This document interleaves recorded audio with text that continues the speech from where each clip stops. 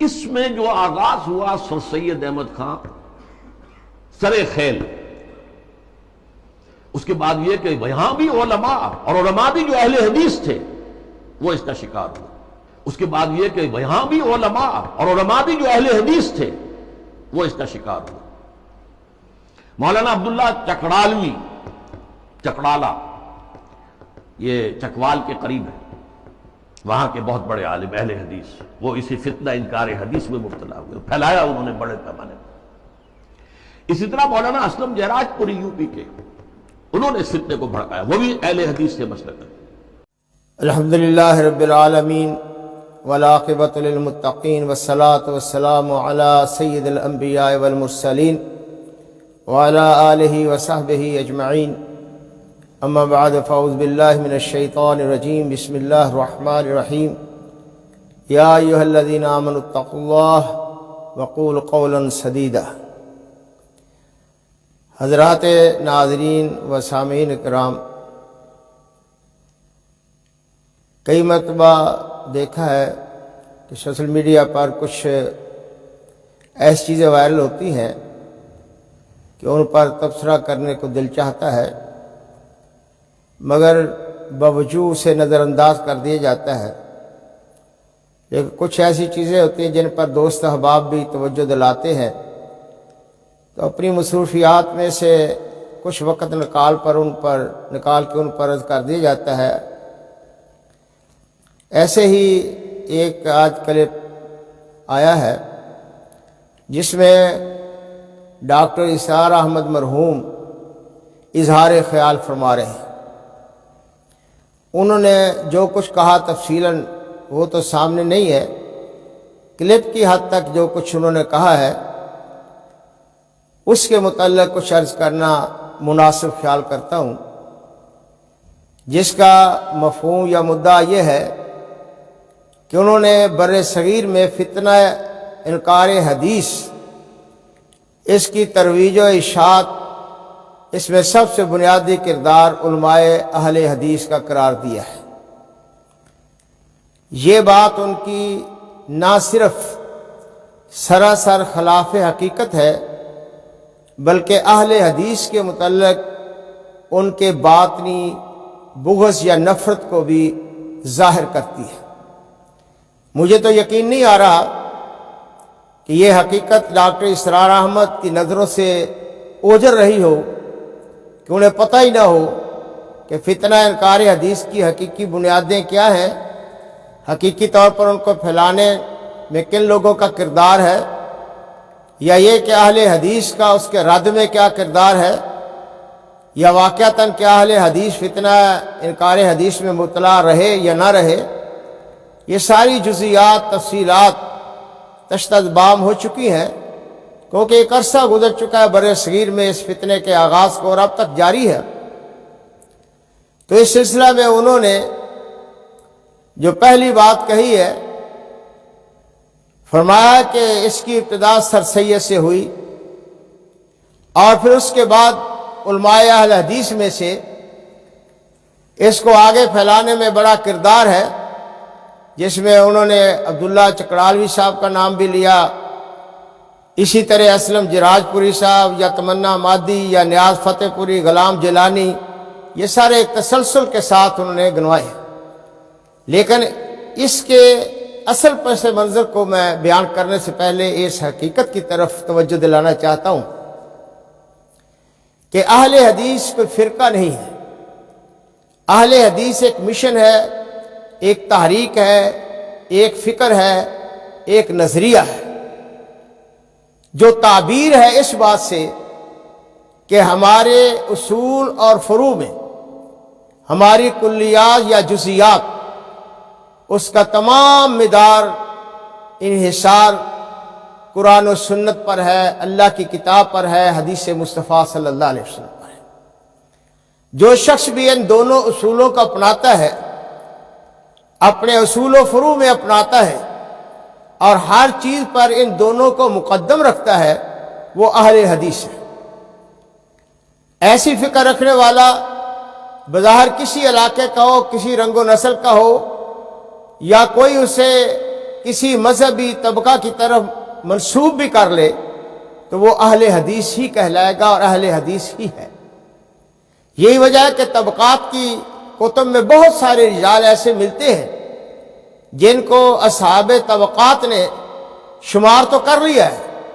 مگر ان کے ساتھ ہی وضاحت ان کے متعلق موجود ہے کہ وہ کسی کے مقلد نہیں تھے، یا یہ لکھا جاتا ہے کہ وہ دلیل اور حجت کو ترجیح دیتے تھے، یا یہ کہ وہ قرآن و سنت کو اپنا رہنما مانتے، یعنی وہ چیزیں جو واضح طور پر دلالت کرتی ہیں کہ یہ شخص کسی کا مقلد نہیں تھا بلکہ قرآن و سنت کی اطاعت اور پیروی کرنے والا اور اہل حدیث فکر کو اختیار کرنے والا تھا۔ تو اس طرح اگر ہم سوچیں کہ پہلا ظلم انہوں نے یہ کیا کہ اہل حدیث کو ایک فرقے کے طور پر متعارف کروایا ہے، پھر اس کے ساتھ اس کی بنا پر لوگوں کو نتھی کرنے کی کوشش کی ہے۔ جس طرح عام لوگ یہ غلط فہمی میں پڑ جاتے ہیں یا لوگوں کو غلط فہمی میں مبتلا کرتے ہیں کہ جناب فلاں بھی غیر مقلد ہے۔ بھئی غیر مقلد، جو غیر مقلد ہوتا ہے وہ اہل حدیث کا مترادف نہیں ہے۔ یہیں سے یہ غلط فہمی پیدا ہوتی ہے یا لوگوں کو مغالطہ دیا جاتا ہے۔ تو ڈاکٹر اسرار احمد صاحب نے بھی یہی کارنامہ سرانجام دیا ہے۔ کون کہتا ہے کہ سر سید اہل حدیث تھا؟ اس کی فکر، اس کی سوچ کو دیکھیں اور اہل حدیث کے اصول و قواعد کو دیکھیں تو ڈاکٹر صاحب تو ڈاکٹر صاحب ہیں۔ میں سمجھتا کوئی مریض آدمی بھی، یعنی کم علم اور جاہل آدمی بھی یہ نہیں کہہ سکتا کہ سر سید اہل حدیث تھا۔ اگر ان کو یہ غلط فہمی ہوئی ہے کہ وہ اکابر اہل حدیث سے رشتہ تلمس رکھتے ہیں، شاگرد تھے، تو پھر کیا ڈاکٹر اسرار احمد کو یہ معلوم نہیں ہے؟ نہیں معلوم تھا مرحوم کو کہ وہ تو علماء نونتوا کے بھی شاگرد ہیں، یعنی حنفی علماء کے بھی شاگرد ہیں؟ تو پھر یہ کیا انصاف ہے کہ اہل حدیث سے رشتہ تلمس کی بنا پر تو اسے اہل حدیث کہہ کے اہل حدیث کو بدنام کیا جائے، اور وہی رشتہ جب احناف کی طرف ہو تو اسے شیر مادر سمجھ کر ہضم کر جائیں؟ یہ مرحوم نے بہت بڑی زیادتی کی ہے یا بہت بڑی جہالت کا اظہار کیا ہے۔ اگر واقعتاً انہیں علم نہیں تھا تو وہ اس معیار کی گفتگو کرنے سے گریز کرتے، اور اگر آمدن انہوں نے اہل حدیث کو نشانہ تان بنایا ہے تو پھر اس کا حساب بہرحال وہ خود ہی اللہ تعالیٰ کے ہاں دیں گے۔ اسی طرح عبداللہ چکڑالوی بھی اہل حدیث نہیں تھا۔ اگر ڈاکٹر صاحب مرحوم کو پتہ نہیں ہے تو آج ان کو سن کر متاثر ہونے والے وہ سن لے کہ عبداللہ چکڑالوی بھی بنیادی طور پر حنفی تھا۔ وہاں سے وہ اکھڑا، پھر وہ غیر مقلد بن گیا، اور غیر مقلد بن گیا تو مقلدین نے اپنی جان، وہ اہل حدیث نہیں ہو جاتا۔ یہ اہل حدیث کا ایک جزوی امتیاز یا امتیازی مسائل تو ہو سکتے ہیں، مگر یہ کل نہیں ہے۔ اس کی بنا پر کسی کو آپ اہل حدیث کہہ لیں تو یہ نہیں ہے کہ رفع دین کرنے والا اس فکر اور سوچ کا عمل بھی۔ اس لیے وہ غیر مقلد بنا لیکن پہلے حنفی تھا، اور پھر اسلم جراج پوری صاحب کا بھی نام لیا ہے، اور وہ بھی محض اسی وجہ سے، حالانکہ اہل حدیث علماء نے اس سے اظہار لا تعلقی، اظہار بیزاری کیا ہے کہ اگر اس کے عقائد و افکار اہل حدیث والے نہیں تو بھلے وہ کچھ بھی کرے، آمین بھی کہہ لے، رفع دین بھی کر لے، تو اسے اہل حدیث نہیں کہا جا سکتا کہ اہل حدیث کی تعریف سے وہ خارج ہے۔ پھر انہوں نے تمنا مادی کا نام لیا ہے، اسی طرح نیاز فتح پوری کا نام لیا ہے، غلام جلانی برق کا نام لیا ہے۔ یہ سارے تو کٹڑ حنفی تھے، بلکہ تمنا مادی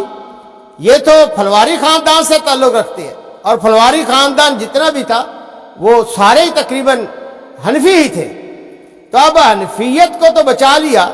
اس لیے کہ شاید وہاں سے کسی غیر شعوری طور پر تحفظ کی ضرورت تھی، مفاد کی ضرورت تھی، یا کوئی خطرہ لاحق تھا، لیکن اہل حدیث بیچارے مظلوم ہمیشہ ہی رہے ہیں۔ یہ تحقیقات جدیدہ کا ظلم و ستم، اس کا نشانہ ہمیشہ اہل حدیث ہی بنے ہیں۔ ڈاکٹر اسرار صاحب کے پہلے آدمی نہیں ہے جنہوں نے اہل حدیث پر یہ تختہ مشق ان کو بنایا ہے، اپنے ظلم و ستم کی جو انہوں نے مشق کی ہے۔ اور بھی بہت سارے لوگ ان حضرات مظلومین پر اپنی مشق ستم آزماتے رہے ہیں۔ تو بہرحال کہنے کا مطلب یہ ہے کہ ڈاکٹر اسرار صاحب نے یہ جو بات کہی ہے یہ خلاف حقیقت کہی ہے۔ یہ جتنے بھی آدمی ہیں ان سے اظہار لا تعلقی بھی کیا گیا ہے، ان کے خلاف بھی لکھا گیا ہے، اور حقیقت اور امر واقع میں بھی ان کا اہل حدیث سے کوئی تعلق نہیں ہے۔ اب رہی یہاں تک بات فتنہ انکار حدیث کی، تو اصل بات یہ ہے کہ آپ حضرات کو معلوم ہے کہ مولانا ڈاکٹر اسرار احمد مرحوم دراصل مولانا مودودی مرحوم کے پیروکار تھے۔ مولانا مودودی ہوں یا ڈاکٹر اسرار احمد صاحب ہوں، یہ قول تو مشہور ہے کہ جو آدمی جماعت اسلامی میں جاتا ہے وہ جماعت اسلامی سے نکل بھی جائے تو جماعت اسلامی اس سے نہیں نکلتے الا ماشاءاللہ۔ تو اب ان میں بھی وہی جراثیم ہیں، ابھی تک رہے ہیں، مرتے دم تک رہے ہیں جو مولانا مودودی مرحوم میں تھے حدیث کے متعلق۔ فتنہ انکار حدیث یا حدیث کا انکار کرنے والوں کی مجموعی طور پر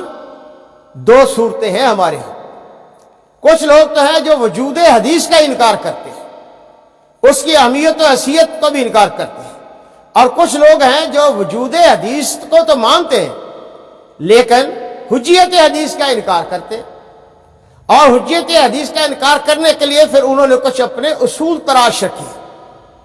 اگر ڈاکٹر اسرار احمد صاحب حق کو نہ چھپاتے ہوں تو پھر یہ چیز واضح ہے کہ وہ بخوبی جانتے تھے کہ مولانا مودودی مرحوم کا حدیث کے متعلق کیا نقطہ نظر ہے۔ مولانا مودودی کی کتابیں آج بھی موجود ہیں، انہوں نے جو کچھ حدیث کے متعلق تاثر دیا وہ بھی آج محفوظ ہے۔ دیکھا جا سکتا ہے کہ مولانا مودودی کس طرح روایت اور درایت کا تقابل کر کے اپنا اصول تراش کر یا بعض معتزلہ کی طرح اقلیت پسندی کا شکار ہو کر حدیث کا انکار کرتے ہیں۔ یہ ایک چور دروازہ کھولا ہے انہوں نے۔ بھلے وہ واضح طور پر تو نہیں کہہ سکتے کہ میں حدیث کو نہیں مانتا، لیکن یہ کہنے کے لیے انہوں نے ایک بڑا سائنٹیفک طریقہ اختیار کیا ہے، یعنی بات وہی ہے، طریقے واردات مختلف ہے۔ اسی لیے ان کے نزدیک حدیث کے لیے، صحت حدیث کے لیے سند معیار نہیں ہے، وہ اس چیز کو بھی انکار کرتے ہیں، اور کئی اس کی مثالیں موجود ہیں کہ انہوں نے لکھا ہے، انہوں نے بتایا ہے۔ اس لیے حدیث کا جو معیار محدثین کا ہے مولانا مودودی کا اس سے وہ مختلف ہے۔ اور ڈاکٹر اسرار صاحب نے بھی یہ نظریہ وہی سے لیا ہے، اور کون نہیں جانتا کہ مولانا مودودی مرحوم انکار حدیث میں سب سے پہلے لکھنے والے تو یہی ہے۔ جس نیاز فتح پوری کا نام لیا ہے ڈاکٹر اسرار صاحب نے، یہ مولانا مودودی یوں سمجھے کہ ان کے پاس ہی پہلے ان کے تربیت یافتہ ہے، ان کے کلرک تھے، ان کے رسالہ نگار میں کے مضمون نگار تھے، وہیں سے پر پردے نکالے، گویا کہ ان کی ساخت و پرداخت وہ منکرین حدیث کے گھر میں ہوئی ہے، اور وہیں سے یہ جراثیم ڈاکٹر اسرار احمد صاحب کی طرف منتقل ہوئے۔ یہ الگ بات ہے کہ وہ کسی وجہ سے ناراض ہو کر الگ ہو گئے، اور مولانا مودودی اور ڈاکٹر اسرار کی سوچ اور فکر میں اتنا ہی فرق ہے جتنا لفظی طور میں جماعت اسلامی اور تنظیم اسلامی میں۔ اور ان کی فکر اور سوچ کے منفی ہونے یا انکار حدیث کے لیے چور دروازہ تلاش کرنے کے لیے تو اتنا ہی سمجھ لینا کافی ہے کہ آج بھی وہ حدیث کا نام لیتے اسی طرح شرماتے ہیں جس طرح ہندو عورتیں اپنے خاوند کا نام لینے سے شرماتی ہیں۔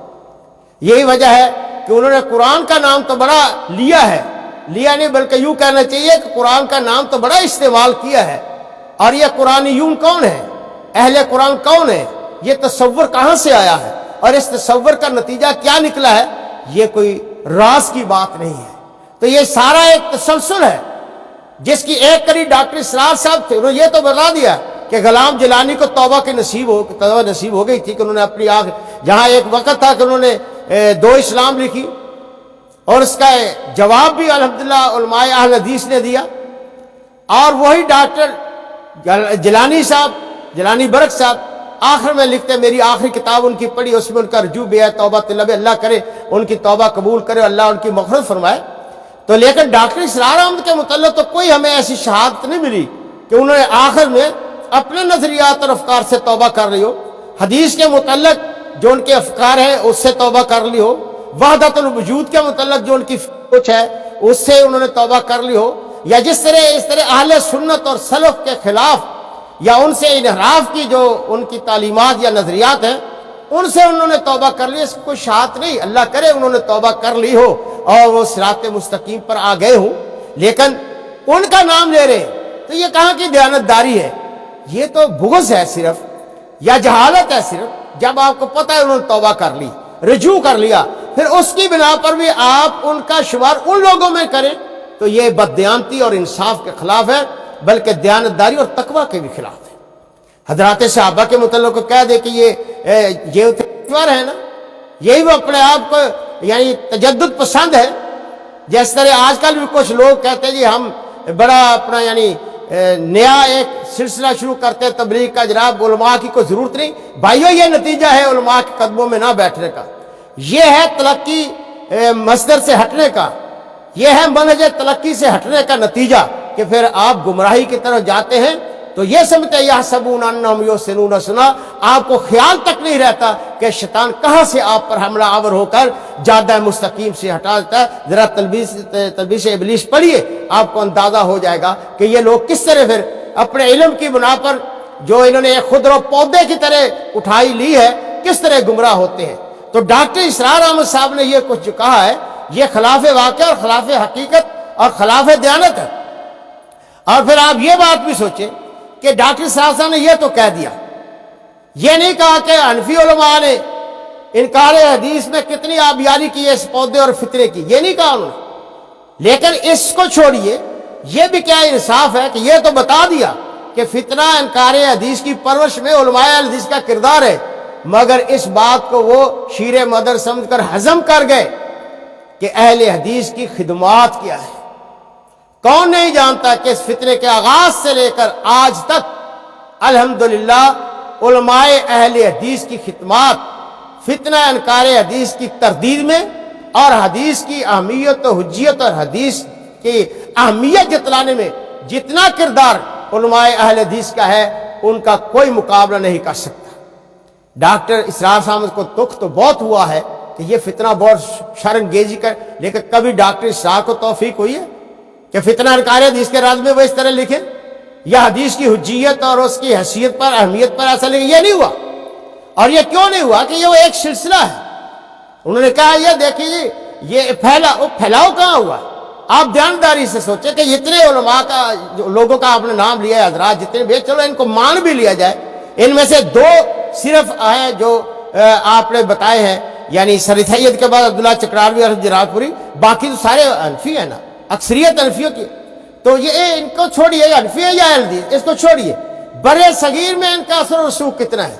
ان کی اشاعت کتنا ہے، ان کو کون جانتا ہے؟ لیکن مولانا مودودی اکیلے ہی آپ کے بقول پوری دنیا میں مشہور ہے۔ ان کی فکر، ان کی سوچ، ان کا جماعتی پلیٹ فارم، ان کی کارکردگی، وہ یہ الگ بات ہے کہ وہ حقیقت پر مبنی ہے یا پروپیگنڈے کا نتیجہ ہے۔ ان کو فیصل ایوارڈ بھی ملا، ہمیں یہ بات نہیں کرتے کہ فیصل ایوارڈ واقعات ان کی کارکردگی، ان کی اہلیت کا نتیجہ تھا یا پروپیگنڈے کا نتیجہ تھا، لیکن چلیے سمجھ لیجئے کہ ان کو ملا، گویا کہ ان کی شہرت بہت تھی، تو گویا کہ وہ فتنہ انکار حدیث کی آبیاری کرے یا اپنے چور دروازے یا اپنے طریقے واردات یا اپنے انداز سے حدیث کا انکار کرے، حدیث کا تخفیف کرے، استہزاء کرے، حدیث کی اہمیت کو گرانے کی کوشش کرے، وہ انٹرنیشنل لیول پر پوری بین الاقوامی پوری دنیا تک پہنچے، وہ تو آپ کی نظروں سے اجرے، وہ آپ کے پیر و مرشدی ٹھہرے۔ اور یہ جو چند لوگ جن کو ایک کنویں کی میڈکی کی طرح کوئی جانتا ہی نہیں، ان کو آپ اہل حدیث کی طرف منسوب کر کہہ رہے کہ اس فتنے کی آبیاری انہوں نے کی۔ نہیں میرے بھائی، دوستو اور عزیز، میں ڈاکٹر اسرار احمد مرحوم کے متعلق ذاتی کوئی تبصرہ نہیں کرنا چاہتا کہ وہ فوت ہو چکے ہیں، وہ ان کا معاملہ اللہ کے سپرد ہے، لیکن آج یہ ویڈیو کلپ دے کر لوگوں کو گمراہ جو کیا جاتا ہے، اہل حدیث کے خلاف جو پروپیگنڈا کیا جاتا ہے، اور بہت سارے لوگ اہل حدیث کے متعلق غلط فہمی میں مبتلا ہو سکتے ہیں۔ میں نے اس لیے حقیقت حال، صورتحال کی طرف قدر اجمال سے اشارہ کیا ہے کہ بھئی لوگ حقیقت کو سمجھیں۔ ڈاکٹر اسرار احمد کا اہل حدیث علماء کو اس پہلو سے مطمئن کرنا کہ یہ فتنہ انکار حدیث میں کوئی حصہ دار ہیں، اس کی آبیاری میں حصہ دار ہیں، خلاف واقعہ، خلاف حقیقت ہے، اور حقیقت کو چھپا کر ظلم کیا گیا۔ حقیقت یہ ہے کہ فتنہ انکار حدیث کی اصل بنیاد، میں یہ بھی نہیں کہتا، نہیں اس بات پہ جانا چاہتا کہ وہ خاندانی غلامت پرویز کا انہوں نے نام لیا،